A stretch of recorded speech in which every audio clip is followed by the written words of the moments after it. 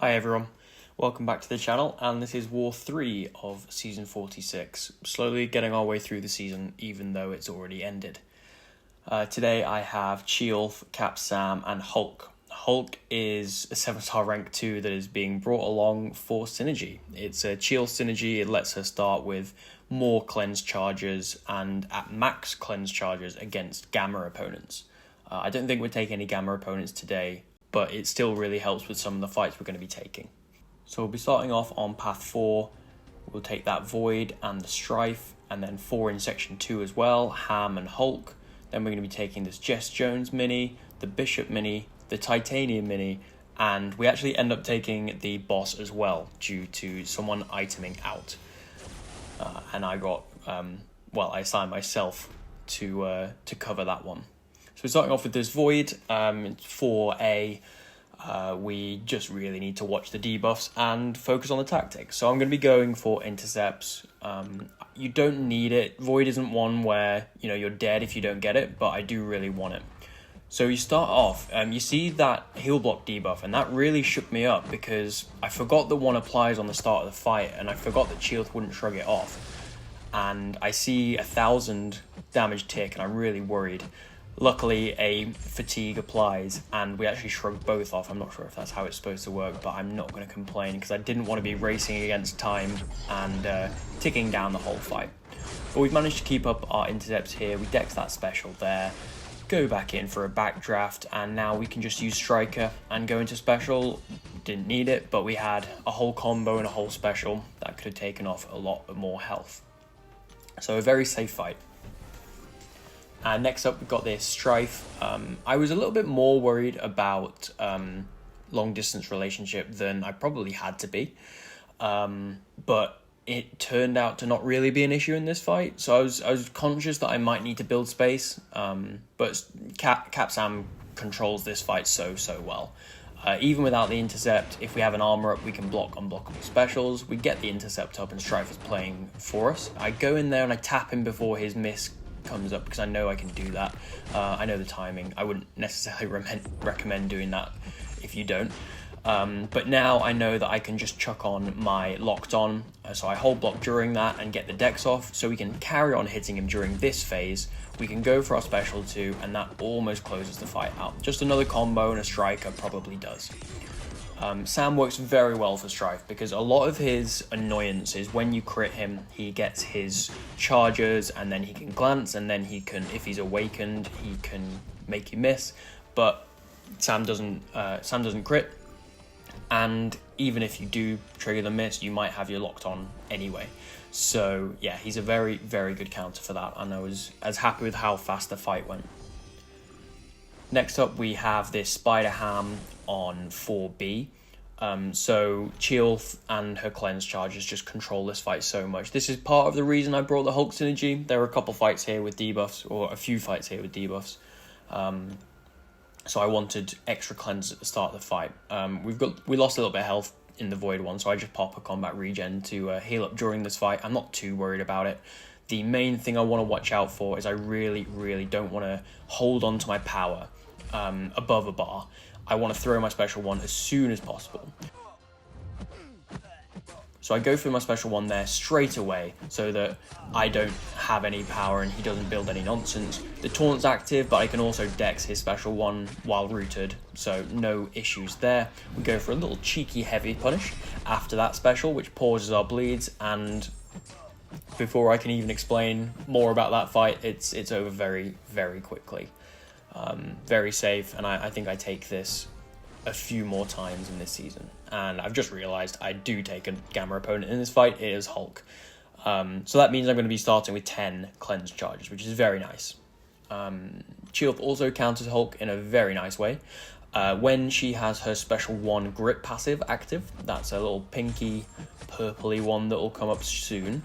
It means I can hit an opponent and they won't react with an unstoppable. So when Hulk goes into his unstoppable mode, we don't need to worry about anything and we can just carry on hitting. So there's the grip passive. It means that I just want to keep it up. So I'm going to throw another special one here so that when he gets to 15 during this special, he doesn't react to that and we can just carry on hitting him. There was no risk there at all.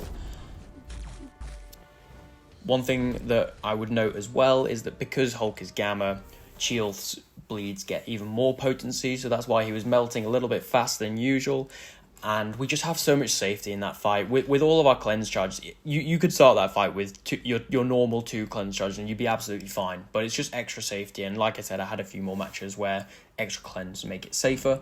But like you could get hit by a special 1 and cleanse the stun. When he gets into his rage mode, say the fight took a little bit slower, or you were punching up a rank maybe. If he goes into his rage mode and applies a bunch of debuffs to you, your cleanses will help. So yeah, very safe fight, would definitely assign again. And so we'll move on to this Hazard Shift Jess Jones. This is the main reason I have the Hulk synergy. I don't know what it's going to be like to control the debuffs in this fight. I don't want to get too many Incinerates or Shocks on myself. I don't want to have to slow down too much because then she'll build prowess. So I went for the Hulk synergy. I'm going into this keeping an eye on my cleansers. If they start to get too low, then I'll change up my strategy and go for some parry heavies. The reason I'm parrying so much is that it reduces her spirit charger. Notice that purple icon that's kind of going around, it's just gone to 2 now. Every time I parry, or every time I punish a heavy or a special, so here, punish that heavy, you notice it jumps down a lot. And anytime you do that, it means that you get your cleanse charges back up faster, you build your crit damage, and you build your bleed potency. Again, that's such a quick fight, I don't have time to explain what's going on in it. But my aim there is to get to special 2, throw it off. That applies a Tranquilize, which helps me deal with the debuffs even better. And the last thing I'll mention before we move on to this Bishop, Chee'ilth building cleansers during the fight counters Jess Jones. That is the RPG counter to Jess. It's why people use Shang and Jabari for her a lot. Chee'ilth gets such easy access to cleanse that she removes Jess's investigation, which is what applies the weakness debuffs to you during your specials, and it's also what makes Jess go unstoppable and unblockable and all around annoying. So Chee'ilth, in my opinion, and because you're ignoring all of Jess's resistances, even if she managed to get them, I think Chee'ilth is one of the best counters to Jess in the entire game, and I assign it, and I think I take it a fair bit more this season. So we'll go for this Bishop fight now. So I go for an invul in case I need to push him to special 3, because that would then just give me some willpower healing, which is quite nice. Also helps me if I fail a special 2 dex and Sam's auto block doesn't save me, because that's another bit of safety Sam has in his kit. He has a chance to auto block specials. So I start off this fight doing what I'm not supposed to do. I always tell myself not to do. I don't want to intercept at the start of the fight. You'll notice now we're pushing Bishop to 2 bars of power while there's a taunt on him.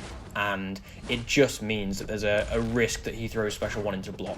I've said before, it's not a big deal. It doesn't kill you if he throws it. He's not going to be unblockable because Sam doesn't give him any prowess. But it's just something that we don't want to do. We don't want to let the fight get out of our control. So we get locked on, and we throw off our special 2. When I'm using Sam, I don't often lock on at the very start of the fight unless I specifically need my miss counter. I like to do it when I'm about at 1 bar, 1.5 bars of power, so I know that I can get my special 2 off during the lock on. I don't want to be rushing to get there and make silly mistakes because of it. And now we are not quite at 25 of those sap charges, which apply whenever I crit Bishop. We're just going to let them fall off a little bit. I'm going to lock on again here, and when we hit Bishop during locked on, we pause them. So now they're going to go up to 25. We're going to power drain him, and I said it in the last Bishop fight, now the fight is completely under our control. So I can push him to special 3 if I need to. I'm probably going to try not to because this is aspect of evolution. And if Bishop goes back and forward between 3 bars of power, like he kind of is there, he builds aspect of evolution very quickly. The only reason I did it there was because I knew I could get to my special 2 during locked on, and I knew I could finish it off. Next up, we have this Titania on Conflictor. This is a really, really tough fight. I actually think there's better places to put Titania because she doesn't gain buffs, so she can't gain the prowess, and that means she can't get the block penetration. But it doesn't stop this being a very dangerous fight, especially with Chee'ilth here. It's very, very tough. So I'm invulning because I'm assuming I'm going to be eating a special at some point. And my plan is to really try and focus on my intercepts. I don't want to get caught without one. So to start off with, we're going to bait out the Haymaker. Just let that go because I don't want to be trying to intercept while she's unblockable. That would be bad. and we see an opportunity there for an intercept, and we go for it. So you'll see me in this fight trying to partial dex a lot of her special one. I don't want to risk the full dex unless she's unblockable and I don't have the steadfast, and we don't need it. But it really reduces the amount of weaknesses that you'll take during the fight, and the cleanse can handle most of it. Like you see, we handle a lot of that special there, but it won't handle it all. Here I mismanaged Conflictor a little bit, and we're stuck without a taunt. I try and go for an intercept and I miss it. So I'm backing off, holding block, and waiting for her to come in, so I throw that light attack when I see her. That's a pretty difficult skill. I'm not trying to brag too much about it. It's something that I've really practiced, and it is tough to do, predicting when the AI comes in like that, but it saves me so many times in this fight and so many times in this season. Again, here, we don't have the taunt. We wait for her to come in, and we throw that light because we know she's going to intercept. Well, I don't know. Sometimes in this fight, you're going to see me whiff a light attack into midair because I think she's coming in and she doesn't. That's kind of just how it works. Here, we just managed to get her to throw the special one during the taunt. But like I said, I'm not worried about the special one. I can dex most of it, and I've got... Well, I can fully dex it. But even if I don't, I've got the invuln. So it's not the biggest deal. I think we've only got one hit left, maybe. But here, I'm fishing for an intercept, and we get the medium out of nowhere. I'm also really watching Conflictor. I've got the wags, but it does mean that if I throw a medium, or even if I throw some lights while we've got the true grit passive up, which isn't a problem now, obviously, but in this fight, and I think around now, this is where it really screws me over. I'm trying to bait out a special one, and I forget about Conflict for a second. I go for a medium, push it to special 2, she throws it, and I just guess, and I manage to fully dex it. And right now, my heart is in my mouth because that's such a difficult dex. I can't say that was skill either. That was just me knowing when the hits go and me guessing when I should dex. That was really tough, and I'm not in a good position here, or I wasn't. I've just got into a good position here. We bait out another special one with the taunt up. I trigger Conflictor so it's off cooldown, and we bait out the last special one before we throw the special 3. I wanted to make sure Conflictor was off cooldown, so I had a little bit of time to gather myself after the special 3. She throws this, and afterwards I'm going to go in, I'm going to trigger Conflictor, get her to a special 1, and I want to bait out one more, I think, before we go for the kill. We bait that out, Haymaker falls off, we go for the Striker, and we manage to close out the fight. That was really stressful, and because of that, I always tried to find a better option for Conflictor Titania when possible. A Mantis nuke is sometimes good, but you don't want to be punching down in that fight. Titania has a lot of health, and often you won't kill. Crossbones works, but for this fight specifically, I'd go for a Shuri. It's a tough fight still, you have to do it right, but yeah. Chee'ilth is tough. Later on in the season, keep an eye out. You'll see me taking a hazard shift one with Chee'ilth because we couldn't fit anything else. And that one, if anything, goes a little bit sketchier. And then, like I said, so originally the plan was to get a Herc and try and nuke this fight. But our Herc guy itemed out, and I didn't want to risk going in with not enough health, so I said, I've been practicing this fight on off season, it works, it's a very long fight, but it does work. So your Chee'ilth would need to be awakened to do this. You want the Sig for this fight because it will give you a crit passive every time your opponent is immune to bleed. Photon's immune to bleed. The crit passive gives us close to around 80% crit rate, something like that. You'll notice a lot of crits in this fight, especially when I'm using my mediums. As for specials, I don't need the special 3 unless, I lost a load of health and I wanted to regen. But we're just going to be focusing on special 2. That means that we can get our tranquilize up, and it means we can reduce the amount of debuffs that Photon's placing on us. Luckily, I guess this is a rank 3 7-star Photon. The rank 3 isn't the lucky bot, but the low Sig is. It means that she's applying fewer debuffs to us. If it was a 6-star, she'd be applying more from light attacks, that is. But because it's a 7-star, she's fairly low Sig. At this point, I notice she is on 10 of her energy charges. I can't remember what they're called right now. So I want to either knock her down or let her dash back and trigger Pure Light manually. She doesn't dash back there and lets me intercept her. That's a bit annoying. And here, my game's just a little bit laggy, and Photon keeps on dropping her block mid-timer, which is really annoying. It doesn't look too laggy here, but in the fight, it felt really laggy at this point. This isn't an AI issue. I should have just restarted my phone. But it means that I can't put her into pure light form safely. So when she throws this special above 15, I dex out of instinct, and she goes into pure light form, cracks me with a special 1, which is super annoying, and we lose 2 of our invulnerabilities. And we've also wasted a lot of time. So I throw my special here because I don't want to get pushed to my special 3. That pauses pure light, but as you can see, we manage the tail end of pure light form fine. We don't push her back to another special. Keep an eye out on the right hand side. You'll occasionally see ability failed. That is when I am failing one of her debuffs, and that means we pause the tranquilize. The tranquilize is very easy to keep up in this fight. Even if things start to go a little bit bad, you can tap into block. You can try and hope that she applies one of her light debuffs to you, and you pause the tranquilize, so it's no big deal. I have skill power back boost here because I want to pull out every bit of damage that I can in this fight. Time-wise, we are approaching halfway through. We're about 15 seconds away, and we're not quite halfway through on the health. We get a nice little chain off here and get some nice crits on this special, which means that we are about halfway through. And remember that Chee'ilth does ramp up throughout matches. Her bleed potency increases with spirit charges. Obviously we're not bleeding, but crit damage also increases during this fight. And because we're mostly controlling the debuffs, we don't generally get too many debuffs on this match.